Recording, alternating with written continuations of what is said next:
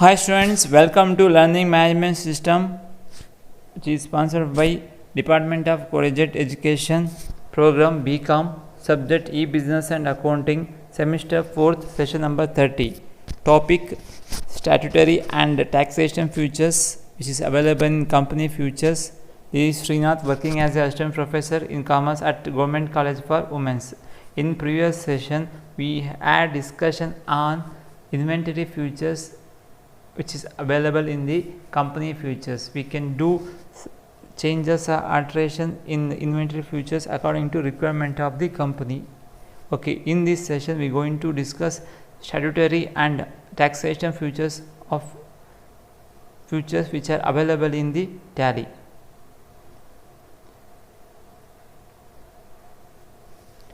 So if you press F11 button from any screen, okay, you can open the company futures menu.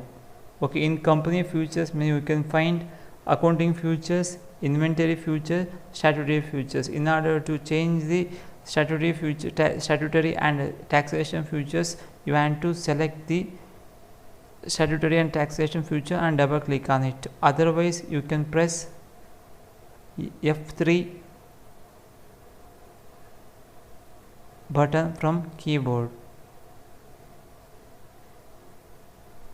This will be shown in the tally software. ಇದನ್ನ tally software ನೋಡಿಸ್ತೀನಿ.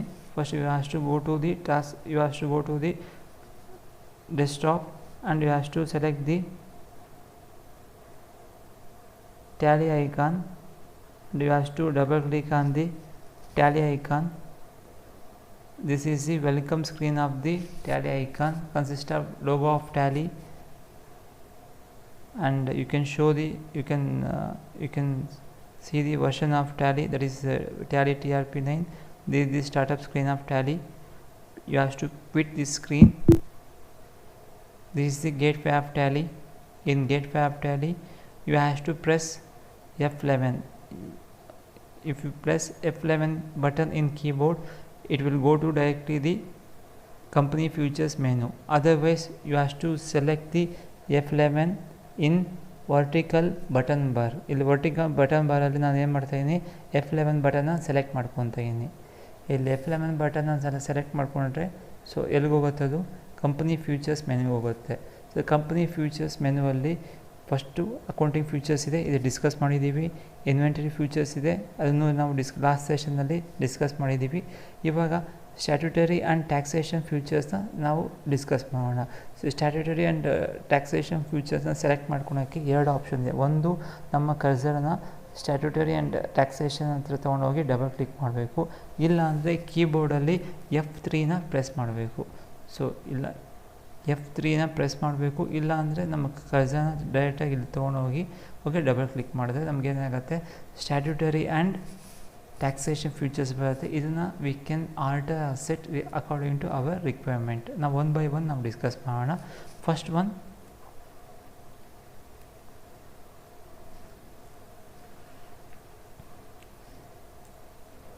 these are the statutory and taxation futures available in the company futures menu. First one is enable excise, enable value added tax, enable service tax, enable TDS, enable tax collected at source, enable fringe benefit tax, enable payroll statutory, enable corporate identity number, that is CIN, permanent account number. These are the different futures available in statutory and taxation futures. All these futures we can enable by setting yes option in front of the particular field. So we can discuss one by one these options. First one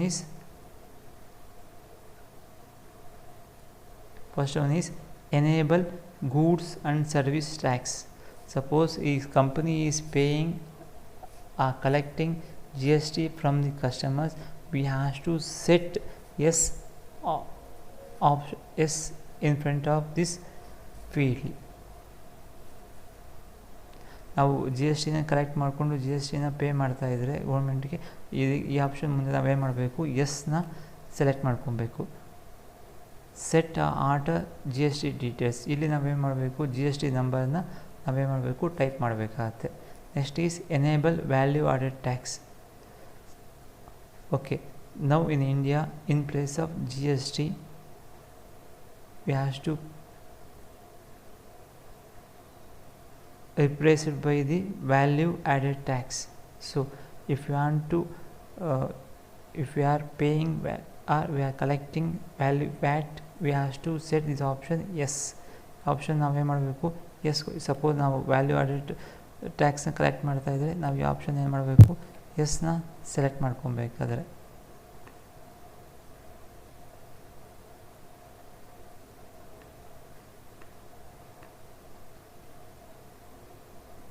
set alter value VAT details. Okay, in ಫ್ಯೂಚರಲ್ಲಿ VAT details ನಾವು ಏನನ್ನ changes ಮಾಡ್ಕೊಬೇಕು ಅಂದರೆ, so in front of set alter value details ಮುಂಚೆ ನಾವೇನು ಮಾಡ್ತೀವಿ, ಇಲ್ಲಿ yes ಕೊಡ್ತೀವಿ. State Karnataka. Okay, we enter the TIN number, we enter something TIN number and we have to enter interstate tax number, we have to enter some tax number. Set alter the tax rate details, yes. Percentage, we have to mention some percentage. Okay, like that we have to set or alter the value added details. Next, features available in the statutory and taxation menu, that is enable excess duty. If your company is paying the excess duty, we have to set this option as a yes ಕೊಡಬೇಕು. Company excise duty pay ಮಾಡ್ತಾ ಇದ್ದರೆ ನಾವೇನು ಮಾಡ್ತೀವಿ, ಆಪ್ಷನ್ನ yes ಕೊಡ್ತೀವಿ. So you have to set alter excise duty details, we have to set yes. Name of the company is Karnataka, address is Kolar. Okay, we have to register type, ಇದರಲ್ಲಿ ಯಾವುದೋ ಒಂದು register type ನಾವು ಸೆಲೆಕ್ಟ್ ಮಾಡ್ಕೊಬೇಕು. Suppose ours is a dealer, ನಾವು ಯಾವ particular ಪ್ರಾಡಕ್ಟ್ನ dealer ಆಗಿದ್ದರೆ we have to select the dealer option year. Suppose we are importing goods from the abroad, we have to select the importer option. Otherwise, if you are manufacturer of particular product, we have to select the manufacturer and we have to enter the ECC number.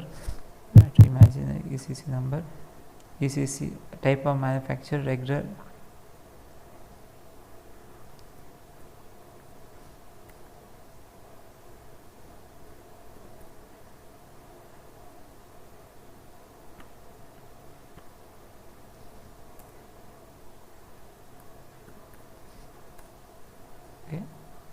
Manufacturer,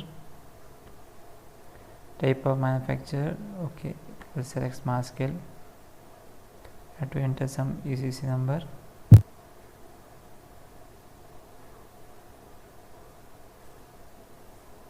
And we have to fill all these columns in order to set alter the excess details. Next option, features available in the statutory and taxation menu. Next option ಯಾವುದು ಅಂದರೆ enable service tax. ನಮ್ಮ company ಏನೋ service tax pay ಮಾಡ್ತಾ ಇದ್ದರೆ ನಾವೇನು ಕೊಡ್ತೀವಿ, yes ಕೊಡ್ತೀವಿ. Okay, in ಫ್ಯೂಚರಲ್ಲಿ service tax details ನಾವೇನನ್ನ alter ಮಾಡಬೇಕಾದ್ರೆ, ಸೆಟ್ ಮಾಡಬೇಕಾದ್ರೆ ಸರ್ವಿಸ್ ಡೀಟೇಲ್ಸ್ನ ನೆಕ್ಸ್ಟ್ ಆಪ್ಷನ್ ಎಸ್ ಕೊಟ್ಟಾಗ ಇಲ್ಲಿ ನಾವು ಸರ್ವಿಸ್ ಟ್ಯಾಕ್ಸ್ ನಂಬರನ್ನು ಎಂಟ್ರಿ ಮಾಡ್ತೀವಿ. ಟೈಪ್ ಆಫ್ ರಿಜಿಸ್ಟ್ರೇಷನ್ ಇಂಡಿವಿಜುವಲ್ ಆಗಿದ್ದರೆ, ಸೋಲ್ ಟ್ರೇಡಿಂಗ್ ಕನ್ಸರ್ನ್ ಆಗಿದ್ದರೆ ನಾವು ಫಸ್ಟ್ ಆಪ್ಷನ್ ಸೆಲೆಕ್ಟ್ ಮಾಡ್ಕೊತೀವಿ.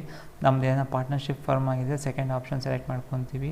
ಇಲ್ಲ ಪ್ರೈವೇಟ್ ಲಿಮಿಟೆಡ್ ಆಗಿದ್ದರೆ ನಾವು ಥರ್ಡ್ ಆಪ್ಷನ್ ಸೆಲೆಕ್ಟ್ ಮಾಡ್ಕೊತೀವಿ. ಇಲ್ಲ ಪಬ್ಲಿಕ್ ಲಿಮಿಟೆಡ್ ಕಂಪ್ನಿ ಆದರೆ ಫೋರ್ತ್ ಆಪ್ಷನ್ ಸೆಲೆಕ್ಟ್ ಮಾಡ್ಕೊತೀವಿ. ಸೊ ನಾವು ಯಾವುದೋ ಒಂದು ಆಪ್ಷನ್ ಸೆಲೆಕ್ಟ್ ಮಾಡ್ಕೊತೀನಿ. ಓಕೆ, ಇನ್ನು ಫ್ಯೂಚರಲ್ಲಿ ನಾವು ಸರ್ವಿಸ್ ಟ್ಯಾಕ್ಸ್ ಡೀಟೇಲ್ನ ಆಲ್ಟರ್ ಮಾಡಬೇಕಾದ್ರೆ ಇಲ್ಲಿ ಏನು ಕೊಡ್ತೀವಿ, ಎಸ್ ಕೊಡ್ತೀವಿ. ಓಕೆ, ನೇಮ್, ಅದಕ್ಕೆ ನೇಮ್, ಸರ್ವಿಸ್ ಡೀಟೇಲ್ಸ್ ನೇಮ್, ಅದು ಟ್ಯಾಕ್ಸ್ ಡೀಟೇಲ್ಸ್, ಎಜುಕೇಷನ್ಸಸ್ ಎಲ್ಲ you have to fill all this, ಎಲ್ಲ ಕಾಲಮ್ಸ್ನ ನಾವು ಫಿಲ್ ಮಾಡಬೇಕಾಗತ್ತೆ.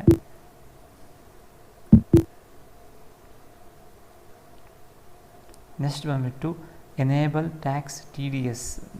ಓಕೆ, ನಾವು ಯಾವನ್ನ ಪೇಮೆಂಟ್ ಮಾಡಬೇಕಾದ್ರೆ ಆ ಪೇಮೆಂಟಲ್ಲಿ ನಾವು ಏನನ್ನ ಟ್ಯಾಕ್ಸ್ನ ಡಿರೆಕ್ಟ್ ಮಾಡ್ಕೊಬೇಕಾದ್ರೆ ಇಲ್ಲಿ ನಾವೇನು ಮಾಡ್ತೀವಿ, ಇಲ್ಲಿ ಆಪ್ಷನ್ನ ಎಸ್ ಕೊಡ್ತೀವಿ. ಓಕೆ, ಇನ್ ಫ್ಯೂಚರಲ್ಲಿ ನಾವು ಸರ್ವಿಸ್ ಟ್ಯಾಕ್ಸ್ ಡೀಟೇಲ್ಸ್ನ ಸರ್ವಿಸ್ ಟ್ಯಾಕ್ಸ್ ಡೀಟೇಲ್ಸ್ನ ಸೆಟ್ ಮಾಡಬೇಕಾದ್ರೆ ಇಲ್ಲ ಸರ್ವಿಸ್ ಟ್ಯಾಕ್ಸ್ ಡೀಟೇಲ್ಸ್ನ ಆಲ್ಟರ್ ಮಾಡಬೇಕಾದ್ರೆ ಇಲ್ಲಿ ಏನು ಮಾಡ್ತೀವಿ, ಎಸ್ ಕೊಟ್ಟಾಗ ನಾವು ಇಲ್ಲಿ ಏನು ಮಾಡ್ತೀವಿ, ಟಿ ಡಿ ಎಸ್ಗೆ ಸಂಬಂಧಪಟ್ಟಿರೋ ಡೀಟೇಲ್ಸ್ನೆಲ್ಲ ಫೀಡ್ ಮಾಡಬೇಕಾಗುತ್ತೆ.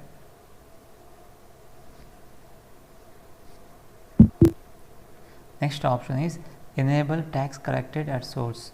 ಸಪೋಸ್ ನಾವು ಟ್ಯಾಕ್ಸ್ನ ಕೊಡಬೇಕಾದ್ರೆ ಟ್ಯಾಕ್ಸ್ ನಾವೇನ ಕಲೆಕ್ಟ್ ಮಾಡ್ಕೊತೀವಿ ಅಂದರೆ ಇಲ್ಲಿ ನಾವು ಆಪ್ಷನ್ ಏನು ಮಾಡ್ತೀವಿ, ಎಸ್ ಕೊಡ್ತೀವಿ. ಯಾವಾಗ ಎಸ್ ಕೊಟ್ಟಾಗ ನಾವು ಟಿ ಡಿ ಎಸ್ ಡೀಟೇಲ್ಸ್ನ ಫಿಲ್ ಮಾಡಬೇಕು. ಟಿ ಡಿ ಎಸ್ ಡೀಟೇಲ್ಸ್ನ ಫಿಲ್ ಮಾಡಬೇಕು. ಇಲ್ಲಿ ಎಸ್ ಕೊಟ್ಟಾಗ ಟಿ ಡಿ ಎಸ್ಗೆ ಸಂಬಂಧಪಟ್ಟ ಎಲ್ಲ ಡೀಟೇಲ್ಸ್ ನಾವು ಇಲ್ಲಿ ಏನು ಮಾಡ್ತೀವಿ, ಫಿಲ್ ಮಾಡ್ತೀವಿ. ನೆಕ್ಸ್ಟು ಇದೆಲ್ಲ ಸ್ಟ್ಯಾಟ್ಯೂಟರಿ ಇನ್ಫಾರ್ಮೇಷನ್. ಓಕೆ, ಇವೆಲ್ಲ ಜಿ ಎಸ್ ಟಿಗೆ, ಇಲ್ಲಾಂದರೆ ವ್ಯಾಟ್ಗೆ, ಇಲ್ಲಾಂದರೆ ಎಕ್ಸೈಸ್ ಡ್ಯೂಟಿಗೆ, ಸರ್ವಿಸ್ ಟ್ಯಾಕ್ಸ್ಗೆ, ಇಲ್ಲಾಂದರೆ ಟಿ ಡಿ ಎಸ್ಗೆ, ಟಿ ಸಿ ಎಸ್ಗೆ ಸಂಬಂಧಪಟ್ಟಿರೋ ಸ್ಟ್ಯಾಟ್ಯೂಟರಿ ಇನ್ಫಾರ್ಮೇಷನ್ ನಾವು ಇಲ್ಲಿ ಫಿಲ್ ಮಾಡ್ತೀವಿ. ನೆಕ್ಸ್ಟು ಇನ್ಕಮ್ ಟ್ಯಾಕ್ಸ್ಗೆ ಸಂಬಂಧಪಟ್ಟಿರೋ 2 ಇನ್ಫಾರ್ಮೇಷನ್. ಕಂಪ್ನಿಗೆ ಸಂಬಂಧಪಟ್ಟಿರೋ ಪ್ಯಾನ್ ನಂಬರ್ ನಾವು ಇಲ್ಲಿ ಎಂಟ್ರಿ ಮಾಡ್ತೀವಿ. ಆ್ಯಂಡ್ ಕಂಪ್ನಿಗೆ ಪ್ರತಿಯೊಂದು ಕಂಪ್ನಿಗೆ ಕಾರ್ಪೊರೇಟ್ ಐಡೆಂಟಿಟಿ ನಂಬರ್ ಇರುತ್ತೆ. ಆ ಕಾರ್ಪೊರೇಟ್ ಐಡೆಂಟಿಟಿ ನಂಬರ್ನ ನಾವು ಇಲ್ಲಿ ಏನು ಮಾಡ್ತೀವಿ, ಕೊಡ್ತೀವಿ. ಫಾರ್ ಎಕ್ಸಾಂಪಲ್ ನಾನು ಯಾವುದೋ ಒಂದು ಇಮ್ಯಾಜಿನ್ ನಂಬರ್ ಕೊಡ್ತೀನಿ, that is company identity number and company PAN number.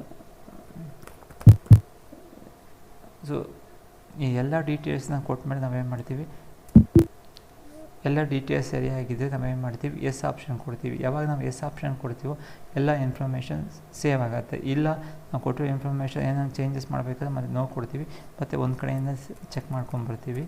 Check ಮಾಡ್ಕೊಂಬಂದು ಎಲ್ಲ ಕೊಟ್ಟಿರೋ ಇನ್ಫಾರ್ಮೇಷನ್ ಸರಿಯಾಗಿದೆ ಅಂದರೆ ನಾವೇನು ಮಾಡ್ತೀವಿ, ಮತ್ತೆ ಎಂಟರ್ ಪ್ರೆಸ್ ಮಾಡ್ತೀವಿ. ಎಂಟರ್ ಪ್ರೆಸ್ ಮಾಡಿದಾಗ ಎಸ್ ಆಪ್ಷನ್ ಸೆಲೆಕ್ಟ್ ಮಾಡಿಕೊಂಡ್ರೆ ನಾವು ಕೊಟ್ಟಿರೋ ಡೀಟೇಲ್ಸ್ ಎಲ್ಲ ಸೇವ್ ಆಗುತ್ತೆ. ನಾವು ನಮ್ಮ ಡೀಟೇಲ್ಸ್ ಸೇವ್ ಆಗಿದೆಯಾ ಚೆಕ್ ಮಾಡ್ಕೊಳ್ಳೋಣ. ನೋಡಿ, ನಾವು ಫೀಡ್ ಮಾಡಿ ಎಲ್ಲ ಡೀಟೇಲ್ಸ್ ಏನಾಗಿದೆ, ಸೇವ್ ಆಗಿದೆ. ಸೊ ಈ ರೀತಿ ನಾವೇನು ಮಾಡ್ಬೋದು, ಸ್ಟ್ಯಾಟ್ಯೂಟರಿ ಆ್ಯಂಡ್ ಟ್ಯಾಕ್ಸೇಷನ್ ಇನ್ಫಾರ್ಮೇಷನ್ನ ಅಕಾರ್ಡಿಂಗ್ ಟು ಕಂಪ್ನಿ ಓಕೆ ರಿಕ್ವೈರ್ಮೆಂಟ್ಸ್ಗೆ ತಕ್ಕಂತೆ ನಾವೇನು ಮಾಡ್ಕೊಬೋದು, ಚೇಂಜಸ್ ಮಾಡ್ಕೊಬೋದು. ನೆಕ್ಸ್ಟ್ ಬಂದುಬಿಟ್ಟು, ಸೊ ನಾವು ಅಕೌಂಟಿಂಗ್ ಫ್ಯೂಚರ್ಸ್ ಡಿಸ್ಕಸ್ ಮಾಡಿದ್ದೀವಿ, ಇನ್ವೆಂಟರಿ ಫ್ಯೂಚರ್ಸ್ ಡಿಸ್ಕಸ್ ಮಾಡಿದ್ದೀವಿ, ಸ್ಟ್ಯಾಟ್ಯೂಟರಿ ಆ್ಯಂಡ್ ಟ್ಯಾಕ್ಸೇಷನ್ ಫ್ಯೂಚರ್ಸ್ನ ಡಿಸ್ಕಸ್ ಮಾಡಿದ್ದೀವಿ. ನೆಕ್ಸ್ಟ್ ಬಂದುಬಿಟ್ಟು okay Tally software services. Okay, ಇದನ್ನು ಟಿ ಎಸ್ ಎಸ್ ಫ್ಯೂಚರ್ಸ್ ಅಂತೀವಿ. Okay, this features consist of okay Tally ಕನೆಕ್ಷನ್ಗೆ ಸಂಬಂಧಪಟ್ಟಿರ್ಬೋದು, ರಿಮೋಟ್ ಆಕ್ಸೆಸ್ಗೆ ಸಂಬಂಧಪಟ್ಟಿರ್ಬೋದು, ಇಲ್ಲಾಂದರೆ SMS ಆಕ್ಸೆಸ್ಗೆ ಸಂಬಂಧಪಟ್ಟಿರೋ ಇನ್ಫಾರ್ಮೇಷನ್ ನಾವಿಲ್ಲಿ ಏನು ಮಾಡ್ಬೋದು, okay V can do some changes according to our requirement. Okay, ಈ ಫ್ಯೂಚರ್ಸ್ನ ನಾವು ಎನೇಬಲ್ ಮಾಡೋಕ್ಕೆ ಸೊ F11 ಕಂಪ್ನಿ ಫ್ಯೂಚರ್ಸ್ಗೆ ಹೋಗ್ತೀವಿ. ಕಂಪ್ನಿ ಫ್ಯೂಚರ್ಸಲ್ಲಿ TSF ಫ್ಯೂಚರ್ಸ್ ಇರುತ್ತೆ.